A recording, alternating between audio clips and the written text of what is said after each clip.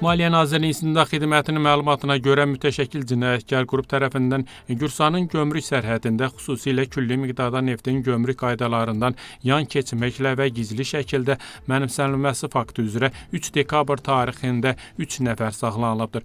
Qurum bildirir ki, saxlanılan şəxslər Qazaxıstan vətəndaşlarıdır. İstintaqla müəyyən edilib ki, Batumi neft terminalı MMC-nin rəhbər vəzifəli şəxsləri terminal balansında mövcud olan, dəyəri 15 milyonlardan çox olan 10.000 tondan artıq gömrükdən keçməmiş xam neft gömrük prosedurlarından yan keçməklə və gizli şəkildə mənimsəyiblər. Xüsusilə iri həcmdə yüksək keyfiyyətli neft məhsullarının qanunsuz mənimsənilməsi faktını gizlətmək məqsədi ilə təqsirlənilən şəxslər gömrük terminalının rezervuarlarının istifadəyə yararsız çirklənmiş neft tullantıları yerləşdiriblər. Qurum məlumatına görə hazırda cinayətkar qrupun digər üzvlərinin müəyyən edilməsi, dövlət büdcəsinə dəymiş ziyanın həcminin dəqiqləşdirilməsi və qaçaqmalçılıq yolu ilə gətirilmiş neftin sonrakı taleyinin araşdırılması istiqamətində intensiv istintaq tədbirləri davam edir. Fakt üzrə istintaq Gürsan Cinayət Məcəlləsinin 214-cü maddəsinin 2-ci və 6-cı hissələri ilə aparılır. Bu maddə 11 ildən 15 ilədək azadlıqdan məhrum etmə cəzasını nəzərdə tutur.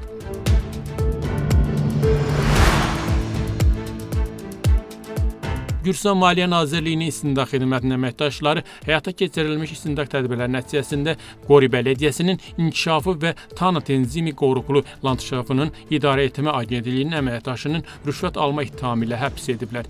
İstintaqın müəyyən etdiyi məlumata görə təqsirlənilən şəxs xidməti səlahiyyətlərindən istifadə edərək rüşvət alıbdır. O, öz məsuliyyət zonasında meşə sahəsində müvafiq icazə olmadan düşərgə yeri yaratmaq istəyən vətəndaşdan bunun qarşılığında 1400 Amerika Birləşmiş Dolları məbləğində rüşvət tələb edib və pul alıb. Şəxs tələb etdiyi məbləği alarkən dərhal saxlanılıb. Vəsait isə maddi sübut kimi götürülübdür. Faktla bağlı istintaq aparılır.